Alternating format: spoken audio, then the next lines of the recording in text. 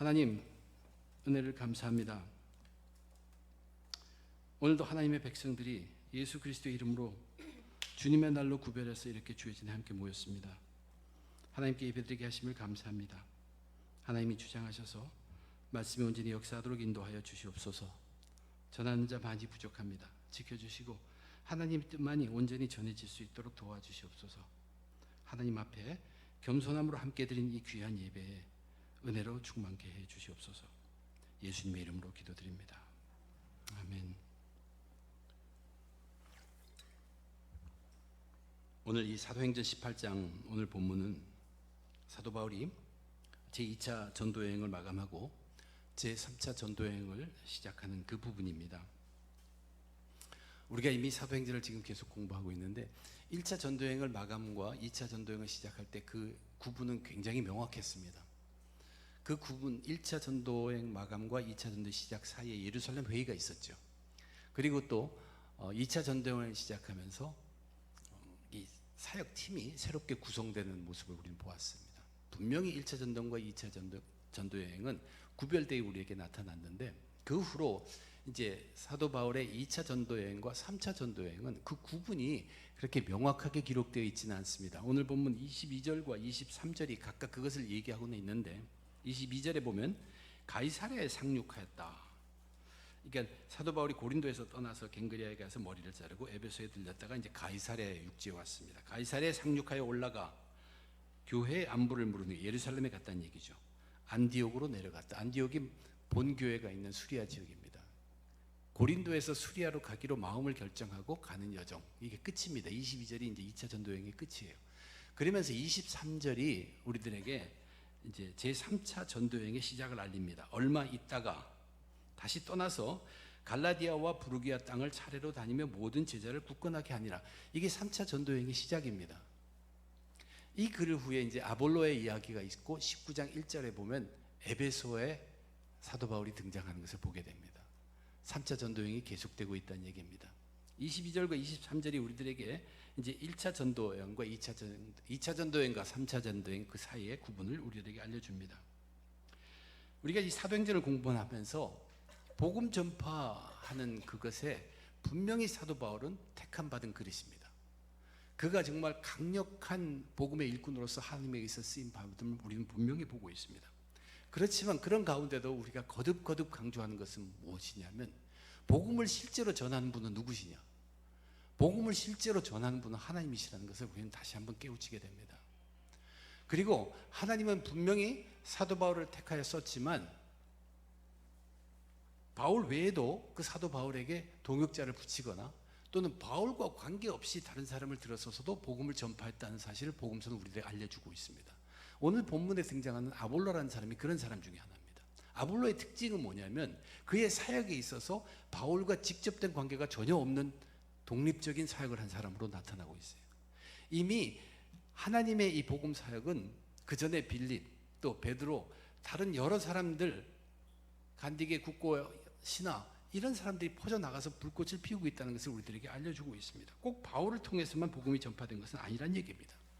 그런데 그렇게 다양한 사람을 써서 하나님께서 이 복음을 전파하는 가운데 능력 있게 나타나는, 하나님께서 능력으로 쓰시는 것은 무엇이냐는 얘기입니다. 사실 그거는 하나님 자신입니다.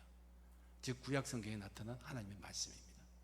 하나님은 자신을 드러내서 그 말씀이 능력 있게 해서 이 복음이 전파되도록 계속 이어지도록 하고 있다는 얘기입니다. 여러 다른 형태의 모습으로, 그러나 계속 이 사역이 이어지게 하는 것은 하나님의 말씀이라는 것이에요. 오늘 본문은 사실 그렇게 하나님의 말씀에 붙들린 자들의 삶의 모습을 기록해주고 있습니다. 우리들로 보게 하는 것이 하나님 말씀의 삶에 붙들린 자들의 모습입니다. 하나님 말씀 자체가 능력이 있고, 그리고 이 말씀 자체가 하나님의 뜻대로 사역이 이루어지도록 이어지도록 하고 있다는 사실입니다. 오늘 우리에게 주어진 이 본문 말씀을 통해서 2차 전도여행이 마쳐지고 3차 전도여행이 시작된 이 부분에 독립적으로 기록될 것 같은 이 세 가지 이야기 통하여서 하나님이 준비하신 은혜를 서로 한번 나누도록 해보겠습니다. 우선 기록된 첫 에피소드, 첫 사건은 무엇인가? 유대인의 질투로 법정에 서게 된 바울이 무죄로 풀려난 사건이죠. 근데 이것은 우리가 그 전에 지난주에 공부했던 그 9절과 10절에 있었던 이야기, 밤에 환상으로 주님께서 나타나서 바울에게 준 그 말씀, 약속의 말씀, 그것의 결과로 우리들에게 보여줄 것입니다. 그때 이렇게 말씀하셨습니다. 두려워하지 말며 침묵하지 말고 말하라. 내가 너와 함께 있으며 어떤 사람도 너를 대적하여 해롭게 할 자가 없을 것이니 이는 이 성중에 내 백성이 많음이라. 지난주에 말씀드렸지만 왜 이러한 하나님의 위로의 말씀이, 함께하고 계심의 말씀이 우리에게 임하는가? 사도 바울은 복음의 말씀을 전할 때마다 우선 유대인들에게 먼저 전합니다. 근데 유대인들의 반응은 신통치 않아요.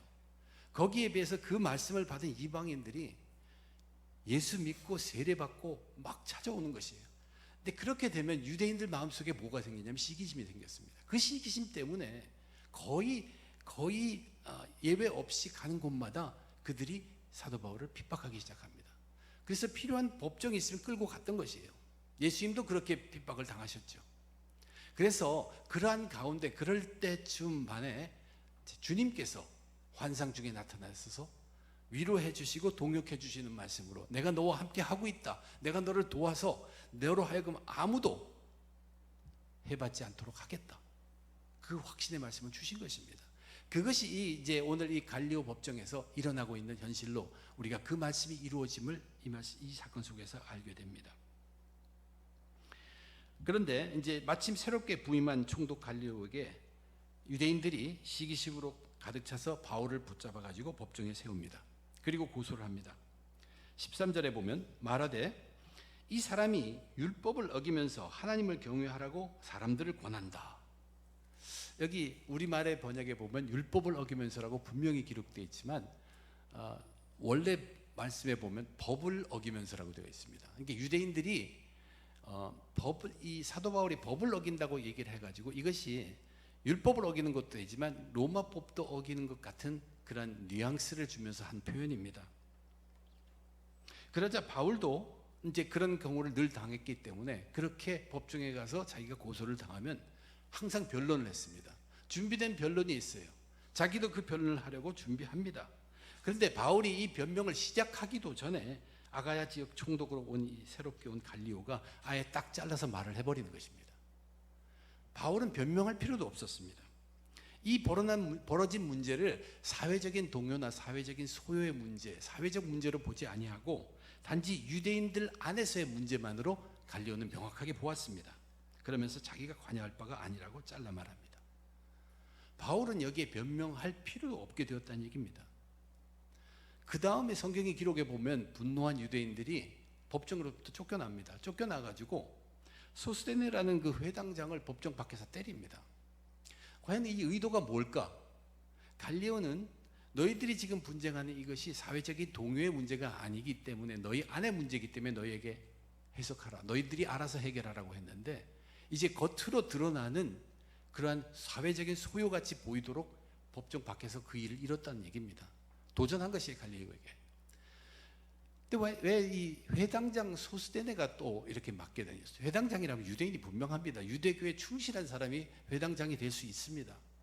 근데 그 전에 앞절 지난주의 말씀을 보면 그 전 회당장의 이름이 그리스보였습니다. 근데 그리스보 회당장이 바울이 전하는 예수의 말씀을 듣고 예수를 믿고 온 집안이 세례를 받는 자로 바뀌었어요. 그래서 그가 더 이상 회당장을 할 수 없으니까 아마 이 소스데네가 회당장이 되었을 수 있습니다. 그런데 이 소스데네가 회당장이지만 유대인들에 의해서 법정 밖에서 얻어맞을 정도로 되었다는 것은 이 소스데네도 예수의 말씀을 듣고 예수를 믿으려고 하는 그 경향을 보였다는 얘기입니다. 같은 사람인지 모르지만 고린도전서 앞부분을 보면 사도 바울이 고린도에 있는 사람들에게 문안을 합니다. 자기와 함께 문안하는 사람 이름 중에 이 소스데네가 들어가 있습니다. 그런데 이 밖에서 소요가 일만큼 그들을 때려도 갈리오는 전혀 개의치 않았다. 이것은 너희 유대인들의 문제다. 이것이 사실 주님이 약속하신 말씀대로 바울이 구원을 받는, 바울이 핍박을 당하지 않는 약속의 말씀이 성취된 것으로 분명히 보일 수 있습니다. 왜냐하면 사도 바울은 어디 가든 그런 경우에 드디어 돌에 맞고 채찍에 맞고 감옥에 갇히고 도망 나오고 그것이 그가 했던 일이에요. 그래서 그것이 여기서도 일어날 줄 알았지만 고린도에서는 이 갈리오라는 사람이 세워져 가지고 그것을 그렇게 도망갈 필요가 없게 되었습니다. 그래서 여러 날을 머물며 사역하게 된 것입니다. 이것은 분명히 주님이 밤에 환상으로 나타나서 하신 약속의 말씀이 확실하게 이루어진 것입니다. 근데 갈리오의 이 재판의 판결, 이것은 단지 바울만을 구원하는 그런 의미가 있는 것은 아닙니다. 이 판결은 우리 기독교의 그 크리스찬이티에 굉장히 중요한 판결로 역할을 하게 됩니다. 이 재판의 결과는 그 후로 기독교를 보호해주는 중요한 판례가 됩니다. 왜냐하면 당시의 유대교는 로마법으로부터 보호를 받고 있었어요. 로마라는 나라는 이 오래전부터 전통으로 이어져 온 유대교를 존중했습니다. 그래서 유대교라는 그것이 유일신을 믿는다는 것을 그들은 알고 있었어요. 그래서 이 유대교에 충실한 유대인들은 황제를 숭배하는 일을 하지 않아도 처벌을 당하지 않습니다. 그 혜택을 얻은 것이에요. 그게 유대교가 갖고 있는 로마법 밑에서 보호받고 있는 것이었습니다. 근데 갈리오의 이 판결은 무엇을 결정해 주냐면 지금 새롭게 생명의 종교로 태어나고 있는 이 기독교가 새로운 자기들의 기독교가 아니라 유대교 그 밑에 있는 한 분파라는 것으로 인정해 준 것이에요. 이것은 너희들 것이다. 너희들의 문제다. 그렇기 때문에 이 기독교도 유대교처럼 로마법으로 보호받을 수 있었다는 것이, 특별히 우상 숭배에 대해서, 황제 숭배에 대해서 그들은 꼭 해야 할 의무가 없습니다. 그렇게 보호를 받았다는 것이, 이것은 기독교가 발전해 나가는데 굉장히 중요한 이야기입니다. 그래서 이 판결, 갈리오가 이것은 너희들의 문제야, 이것은 내가 관여할 문제가 아니야, 이 판결 자체는 단지 그 주님의 말씀을 확실하게 한 것일 뿐만 아니라 기독교를 보호하는 하나님께서 복음을 보호하시고 복음을 전파하는 뜻으로 해서 이루어진 일이라는 얘기입니다. 하나님이 하신 일이에요. 갈리오라는 사람이 그냥 나타나서 그 갈리오가 한 것이 아니라 하나님이 준비하신 길이라는 것을 우리는 이 사건을 통해서 분명히 알 수 있습니다. 주님의 약속의 말씀, 두려움 말라, 내가 너와 함께하리라. 이 약속의 말씀, 환상 쪽에 나서 나타나는 것, 이것이 사도 바울의 마음속에 들어갔을 때 성령과 함께 이것은 살아 움직이는 하나님의 말씀이 된 것입니다. 그는 위로받고 그는 보호받으며 그는 확신에 더욱더 거하게 되었습니다. 정말로 구원에 굳게 서 있는 믿음의 말씀들에게 이러한 말씀들, 환상으로 보여질지라도 이것은 당장의 뿐만 아니라 우리가 모르는 사이도, 예기치 못한 그 앞의 일까지도 약속해주는 분명한 위로의 말씀이요, 보호의 말씀이요, 확신의 말씀이라는 것입니다. 이제 그 다음 이야기입니다. 바울은 여러 날을 거기서 사역을 할 수 있었고 그 여러 날 후에 이제 자기의 본 교회인 수리아의 안디옥 교회로 돌아가기로 마음을 정합니다. 그래서 이제 안디옥 교회로 돌아가는 여정을 시작합니다. 근데 그 시작에 앞서서 가장 먼저 한 것이 뭐냐면 그 고린도보다 조금 밑에 있는 갱그리아라는 항구 도시에 가서 거기에서 자기가 했던 서원과 관련해서 머리를 깎습니다.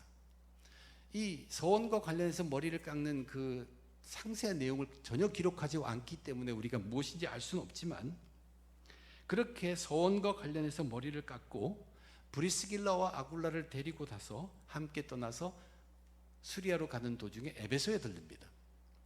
에베소에 도착해서 에베소에서 브리스길라와 아굴라 부부를 거기에 머물게 하고 정착시킵니다.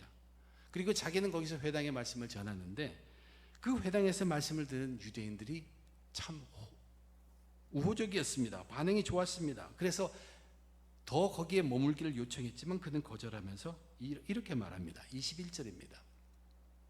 작별하여 이르되 만일 하나님의 뜻이면 너희에게 돌아오리라 하고 배를 타고 에베소를 떠나게 됩니다. 여기 우리가 주목해야 볼 그것이 바로 이 하나님의 뜻이라는 단어입니다.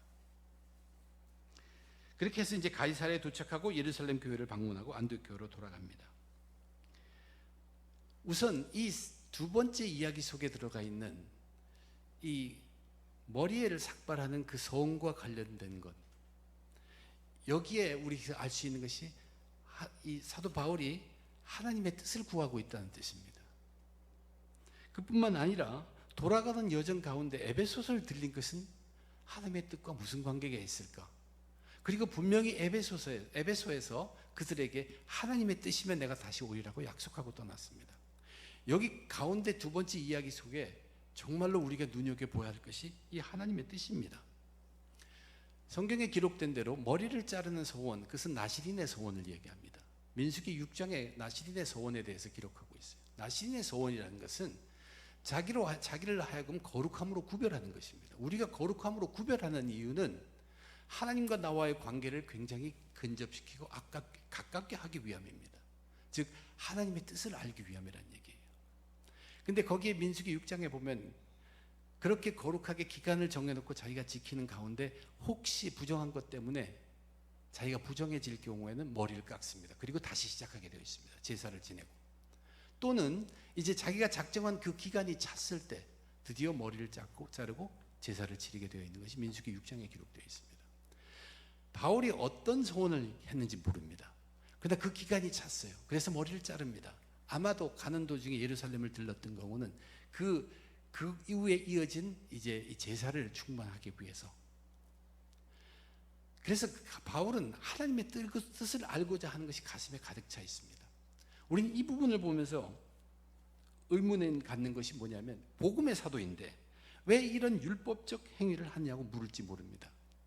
그러나 사도 바울이 분명하게 보여준 것은 율법에 얽매여서 거기에 매달려서 한 그러한 의식적 행위가 아니었다는 사실이에요.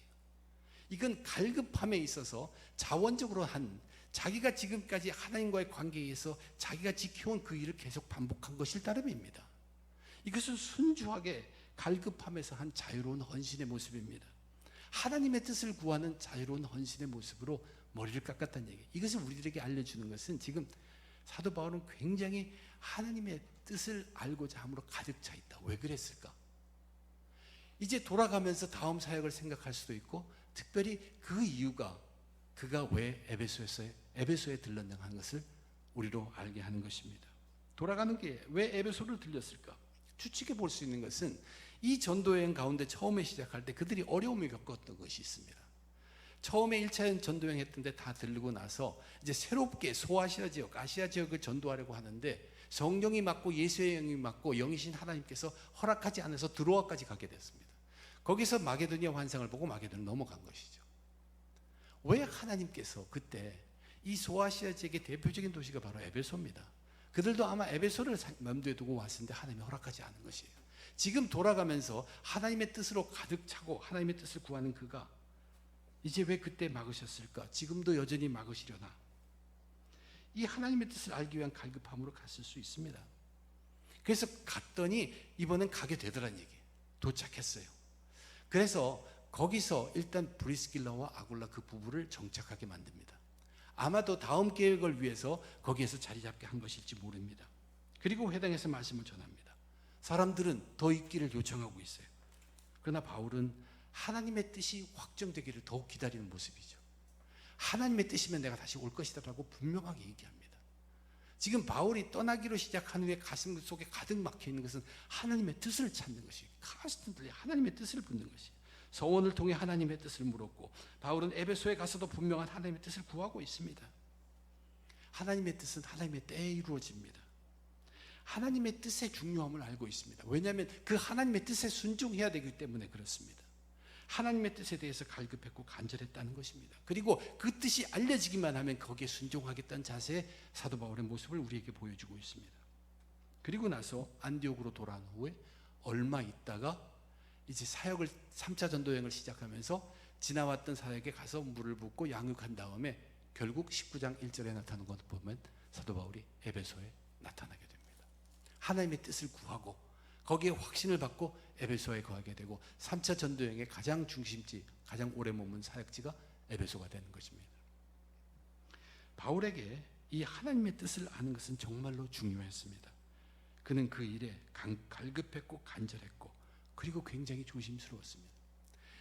그렇게 하나님의 뜻을 구하는 그였기 때문에 주님이 환상 가운데 약속의 말씀으로 나타나기도 한 것이죠. 이제 세 번째 이야기입니다. 그 다음 세 번째 이야기는 누가는 아볼로의 사역을 소개합니다. 아볼로라는 사람은 성경에 나타나는 특징은 이 아볼로의 사역은 사도 바울의 사역과 독립적이라는 사실이에요. 사도 바울의 영향을 받거나 사도 바울에게 동역하거나 사도 바울 때문에 영향받은 그런 사역이 아닙니다. 독립적인 사역자로 나타나고 있습니다. 분명히 하나님은 사람을 쓰십니다. 사도행전을 읽다 보면 복음을 전하는 것이 사도 바울만 쓴 것처럼 착각할 수도 있는데 그렇지 않다는 것이, 직접 하시는 분은 하나님이시고, 하나님은 사도 바울도 썼지만 아볼로도 썼고, 하나님은 그렇게 사람을 쓰실 때 가장 중요한 것은 하나님의 말씀이었다는 것이에요. 주님의 약속의 말씀이 환상 가운데 나타나기도 하고, 이렇게 뜻을 계속 구하는 사람들에게 하나님의 말씀으로 명령을 주시기도 합니다. 아볼로라는 사람, 이 사람의 고향을 알렉산드리아로 소개하고 있죠. 이 알렉산드리아라는 이집트 도시는 이 성경에 대해서 전통이 있는 곳입니다. 어떤 전통을 갖고 있냐면, 우리가 역사적으로 보아도 구약 성경이 그리스 말로 번역된 곳이 바로 이 알렉산드리아입니다. 그래서 알렉산드리아에 난 그 아볼로라는 뜻은 이미 그 배경을 우리들에게 알려주고 있어요. 그런데 거기서 자라나고 거기서 양육받고 한 이 아볼로가 그런 브라이트한 그런 성경적인 지식에 충만한 뿐만 아니라 말씀도 굉장히 말도 잘하는 사람이에요. 거기에다가 복음에 대한 열정도 있어요. 충분히 다 알지는 못합니다. 그러나 열정이 있고 그에게는 무엇이 준비되어 있냐면 아주 강한 구약에 대한 성경 지식입니다. 성경 지식이 그 안에 자리받고 있었어요. 25절에 이렇게 얘기합니다. 그가 일찍이 주의 도를 배워 열심으로 예수에 관한 것을 자세히 말하며 가르치나 요한의 세례만 알 따름이라. 이 말씀이 무엇일까? 주의 도를 열심히 배웠다. 주님의 길을 열심히 배웠다는 얘기예요. 세례 요한과 거의 같습니다. 주님이 이 땅에 오실 때, 그리스도가 이 땅에 오시는 그 길, 성경에 다 기록되어 있다는 것이에요. 성경 속에서 그 모든 것을 보고서 예언한 마지막 선지자가 세례 요한이라고 했죠. 그때 세례 요한이 오시는 자를 하나님의 어린 양이라고 발견하고 알았습니다. 그럴 정도에까지 이 아볼로는 성경 지식에 능했습니다. 성경 지식을 바르게 알았습니다. 그 성경, 구약 성경이 이제 어떤 사람이 그리스도로 온다는 것을 그는 알았어요. 예수에 관한 것입니다. 그러나 그에게 부족한 것은 뭐냐면 예수란 사람, 그분이 전한 말씀, 그분이 보이신 기적, 그분이 겪은 죽음과 부활하심, 이런 것에 대해서는 충분하지 못했습니다. 그것을 브리스길라와 아굴라가 알았던 것입니다. 사도 바울이 이미 알고 했는지 모르지만 브리스길라와 아굴라를 거기에 두어서 이 아볼로로 하여금 아볼로를 불러다 다시 가르칩니다. 더 정확하게 가르쳤다는 것은 단지 성경의 지식에 있는 것뿐만 아니라 브리스길라와 아굴라가 사도 바울을 통해서 배운 예수의 행적, 그 예수란 person, 그분의 사역, 그분이 하신 말씀, 그분의 베푸신 기적들, 이런 것에 대해서 성경 말씀에 비교해서 다 가르쳤다는 얘기예요. 아볼로라는 사람은 정말로 대단한 사람입니다. 브리스길라와 아굴라 부부가 나눈 이 은혜를 성경 속에서 확인하며 정말로 겸손하게 그것을 다 받아들입니다. 그는 성경 지식이 충분했기 때문에 이런 것을 바르게 그 근거에 두고서 받아들일 수 있는 능력이 있는 사람이에요. 그래서 참 사역자로, 참 지도자로 잘 준비되고 있는 모습을 우리는 보게 됩니다. 그래서 에베소에서 그렇게 사역을 한 후에 이 에베소의 교인들로부터 추천을 받아서 그 전에 사도 바울이 사역을 했던 고린도에, 에베소에서부터 이 아볼로가 고린도로 떠나게 됩니다. 고린도에 가서 이 풍부한 지식으로, 그 열정으로 담대하게 그리스도를 예수라고 선포함으로 거기에 믿는 사람들에게 엄청나게 많은 유익을 준 사람이 아볼로라. 그렇게 기록한 것이 오늘의 말씀입니다. 세 번째 말씀이에요. 그렇게 돼서 어떻게 되냐면 사도 바울이 씨를 뿌려놓은 고린도에 이 아볼로가 가서 물을 주는 그러한 사역을 감당한 것이에요. 또한 에베소에서 나름대로 성경 지식 갖고 열정 가지고 복음을 전파했습니다. 완전하지는 못하지만 거기에 이제 19장 1절부터 보면 사도 바울이 와서 거기서 또한 사역을, 복음의 사역을 이어가게 되는 것을 우리가 보게 됩니다. 이 일을 모두 이루는 것은 하나님이시라는 것을 우리는 분명히 알게 돼요. 그런데 하나님이 어떤 것을 통해서 이 일들을, 복음의 말들을, 복음의 사역을 이루시는가? 그 중심은 하나님의 말씀이라는 것이, 특별히 아볼로를 통해서 우리가 배울 수 있는 것은 그 안에 하나님의 말씀이 역사하도록 한 것은 아볼로가 갖고 있던 풍부한 성경의 지식이었다는 뜻입니다. 오늘 본문 세 단락에서 공통적으로 다루는 내용이 하나 있습니다. 갈리오의 법정 판결로 확증된 밤에 바울에게 환상으로 나타난 그 주님의 약속이라는 것. 메시지. 바울이 간절하게 갈급하며 조심스럽게 구하고 있는 하나님의 뜻이라는 것. 또한 아볼로가 참된 복음의 사역자가 될 수 있도록 기본을 이루고 있는 바탕 성경 지식. 이 셋들은 공통점이 있어요. 주님의 약속이든 하나님의 뜻이든 성경의 지식이든 이것은 모두가 다 하나님의 말씀으로 우리 속에 역사에서 드러나게 하는 한 형태의 것들입니다. 주님의 약속이라는 것도 그것이 성령의 그 메시지가 성령의 도우심으로 우리 속에서 능력 있는 하나님의 말씀으로 나를 움직이게 하는 요소가 충분히 될 수 있는 것이고요. 하나님의 뜻이라는 것은 우리들에게 도는 것은 그 뜻을 구하기 위해서 우리는 하나님의 말씀을 구하는 것이에요. 하나님의 뜻은 하나님의 말씀입니다. 또한 이 성경 지식에 풍성할 때 성령의 역사에서 그 성경의 지식이 성경의 말씀들이 살아있는 하나님의 말씀으로 우리 각자에게 올 수 있다는 얘기예요. 이 세 가지 사건에 가장 공통적이고 연결되어 있는 것은 바로 하나님의 말씀이라는 사실입니다. 성령의 은혜와 함께 하나님의 말씀이 되는 것들, 주님의 약속이 우리를 위로해주고 보호해주는 확신의 하나님의 말씀이 되었고, 하나님의 뜻이 우리를 이끌어 가시는 하나님의 말씀임을 사도 바울은 분명히 알고 있었고, 성경이라는 것이 믿음의 사람들의 근본 바탕을 이루는 하나님의 말씀임을 아볼로는 분명히 증거해서 보여주고 있습니다. 오늘 본문은 이렇게 말씀의 삶을 사는 자들의 모습이 한 단락씩 한 단락씩 나타나 있는 것입니다. 우리 믿음의 사람들은 말씀의 사람들입니다. 하나님 말씀으로 위로받고 보호받는 자들이 예수 믿는 사람들이고, 하나님 말씀을 하나님의 뜻으로 알고 순종하고 따르는 자들이 예수 믿는 사람들입니다. 성경을 통해서 하나님 말씀에 준비되어야 하는 사람들이 예수 믿는 사람들입니다. 교회 생활을 짧게 해도 하나님 말씀에 귀 기울이고 정성을 쏟는 사람들, 그런 사람들은 자기도 모르는 사이에 위로받고 보호받습니다.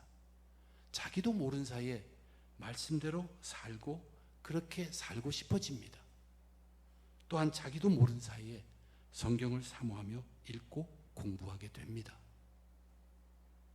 그러나 아무리 교회 생활을 오래 했다고 해도 하나님 말씀에 귀를 기울이지 않고 정성 쏟지 않으면 자기도 모르는 사이에 교회가 세상같이 보입니다. 그래서 교회가 세상 같지 않다고 부끄러운 주장을 하시면서도 그것이 부끄럽다는 사실조차도 모르고 지내갑니다. 우리가 모르는 사이입니다. 저는 2019년 이 후반부를 사역을 하면서 오늘날의 교회가 어떤 교회가 되어야 하는가, 물론 교회 역할은 많습니다. 해야 할 일도 굉장히 많습니다. 근데 뚜렷하게 제게 하나님께서 서게 하는 교회의 역할이 있습니다. 교회의 소명이 있습니다. 길게는 소명이요 짧게는 사명이라고 하면 교회는 어떤 곳일까? 일단 모든 사람이 예수 믿고 구원받게 하는 곳이 교회입니다. 모든 사람은 예수 믿고 구원받아야 합니다. 한 사람도 빠짐없이 어떤 사람이든 거부를 하든 반복하든 무시하든 그 사람들은 다 예수 믿고 구원받아 한 사람으로 우리는 봐야 합니다. 그리고 크든 적든 우리가 갖고 있는 믿음으로 생활해야 합니다. 세상 생활을 내가 세상 사람들이 이렇게 살더라, 세상 사는 기술은 돈으로 하는 것이다, 여기에 베이스에서 사는 것이 아니라 작지만 크지만 우리가 갖고 있는 믿음대로 사는 것, 이것이 교회의 역할이에요. 그렇게 하도록, 그뿐만 아니라 이제 매일매일 우리의 영혼들이 강건해지도록, 더 튼튼해지도록, 그래서 그 믿음이 커져서 믿음대로 사는 삶의 분리를 점점 크게 하는 것입니다. 그래서 그 삶을 통해서 모든 사람, 만나는 사람들 다 구원받아야 하는 것을 직접 전할 수 있는 사람들, 이것을 교회는 어떻게 이루느냐? 말씀과 성령으로 이룹니다.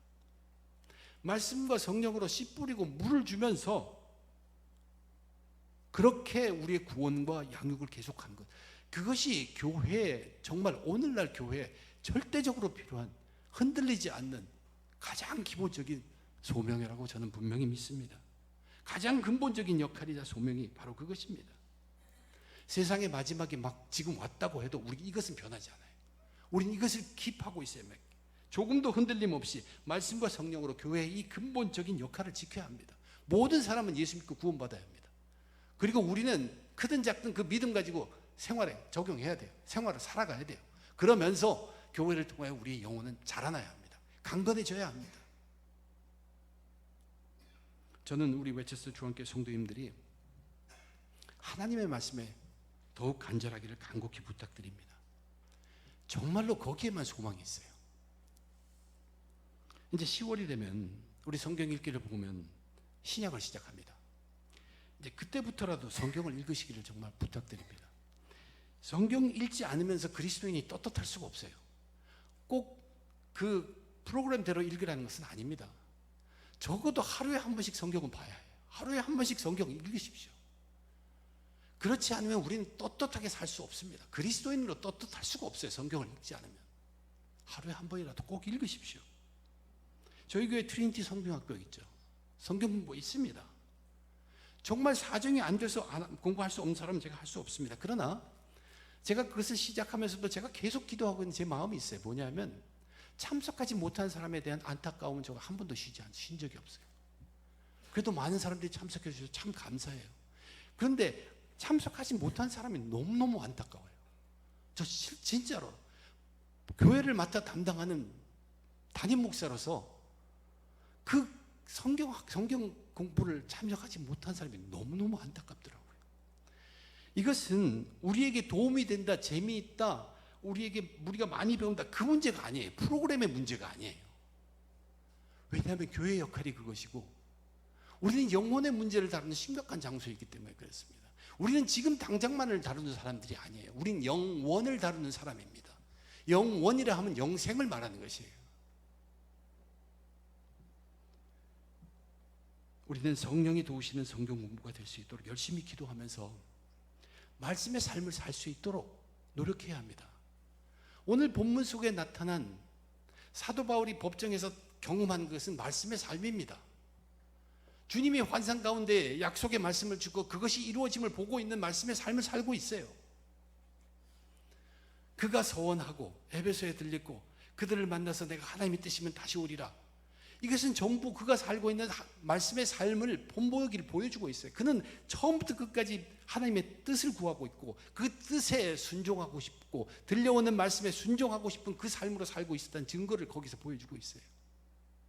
아볼로가 이 말씀의 사역의 삶에 쓰여질 수 있는 이유는 바로 그 성경의 지식이라는 얘기예요. 그것이 있었기 때문에, 그 바탕이 있었기 때문에 하나님께 글을 들었어서 하나님의 말씀의 삶을 살 수 있도록 보여주신 것이에요. 성경의 풍부한 것, 열정을 갖는 것, 이것이 말씀의 삶을 사는 사람들의 모습이라고 오늘 본문은 저와 여러분 우리들에게 분명하게 얘기해 주고 있습니다. 믿음은 들음에서 납니다. 들음은 그리스도의 말씀으로 말미암았느니라. 저와 여러분이 오늘 그냥 교회에 왔다고 괜찮은 게 아닙니다. 진정 내 영혼이라는 것이 하나님의 말씀으로 자라고 있는가 살펴볼 수 있어야 합니다. 이렇게 모였을 때라도 살펴볼 수 있어야 합니다.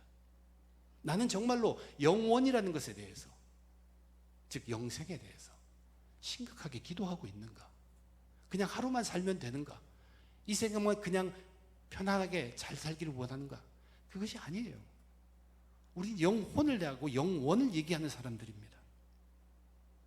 하나님 말씀에 조금만 더 정성을 기울이며 계속하면 내가 모르는 사이에 우리는 바른 길로 가게 됩니다. 분명합니다. 맺혀진 열매는 자연히 때가 되면 알게 돼요. 열매는 맺게 되어 있습니다. 그런데 노력은 하나도 안 하고 준비도 안 하고 시작도 안 하고 잠깐 시작했다가 중지하면서 열매만을 계속 기다리는 것, 우리는 열매에 신경 쓰기보다는 말씀을 사랑해야 합니다. 그리스도인들 사랑이라고 하죠. 그래서 우리는 하나님을 사랑하고 이웃을 사랑한다는 것이 그러한 사람이라고 얘기하잖아요. 그 사랑이 사람을 사랑해서 자기 편으로 만든 그런 사랑이 절대 아니라는 것을 여러분 잘 알 것이에요. 그 사랑은 말씀 사랑을 얘기합니다. 우리가 하나님의 말씀을 사랑하면 우리의 마음이 열어서 하나님을 사랑하게 되고, 우리가 하나님의 말씀을 사랑하면 그 말씀이 우리의 마음을 열어서 이웃을 사랑하게 만드는 것입니다. 우리의 사랑은 하나님 말씀을 사랑하는 것이에요. 내 모든 열정이 거기 가 있을 때 우리는 사랑의 사람이 되어버립니다. 그리고 나중에 우리는 그 열매가 맺혀진 것을 알게 될 것이라는 얘기예요. 우리의 중심 초점은 바로 이 하나님 말씀에 있다는 것이에요. 부족해요. 아볼로는 완전하지 못합니다. 그러나 온전히 하나님께서 사역자에서 쓰셔서 고린도의 사도 바울이 씨를 뿌리고 갔는데 거기에 말씀을 붓는 양육하는 사역자가 되었다는 얘기예요. 어디서 시작됐습니까? 성경 지식에서요.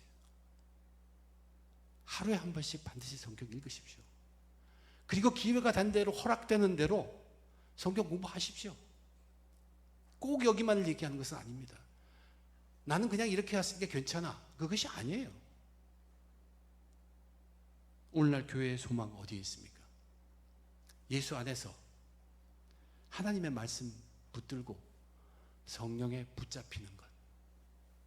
예수 안에서 하나님 말씀 붙들고 성령에 붙잡히는 것. 이 길밖에 없습니다. 이것이 오늘날 교회의 소망이요, 저와 여러분 성도들의 소망입니다. 저와 여러분 예수 안에서 말씀과 성령으로 끝까지 승리하시기를 주님의 이름으로 축원드립니다. 기도하겠습니다. 하나님 아버지, 저희들에게 그냥 오늘 부르신 것이 아니고 오늘 하루도 정말 특별한 하루로 불러서 하나님이 간절히 험악한 시대에 혼돈된 세대에 우리로 하여금 바른 길로 이끄시기 위해서 주시는, 그렇게 불러 모으신 귀한 예배 시간으로 알고 깨닫고 정신 차리게 도와주시옵소서. 성경책에 하루도 손대지 않고 지난 날들이 많은 그러한 그리스도인들 많습니다. 그러면서 떳떳합니다. 주님, 우선 성경을 사랑하게 도와주시고 갈급하는 하나님의 뜻을 알고 그 앞에 갈급하고 싶은, 순종하고 싶은 그런 자에게 비전으로, 환상으로, 꿈으로, 찬양으로, 기도로 풍만하게 전해주시는 하나님의 말씀을 듣고 충만한 삶 살 수 있게 저희를 축복해 주시옵소서. 결단하고 진실로 하나님의 사랑의 사람들이 될 수 있도록 말씀을 사랑하게 축복해 주시옵소서. 이 모든 것 감사하며 우리 주님 예수님 이름으로 간절히 기도드립니다. 아멘.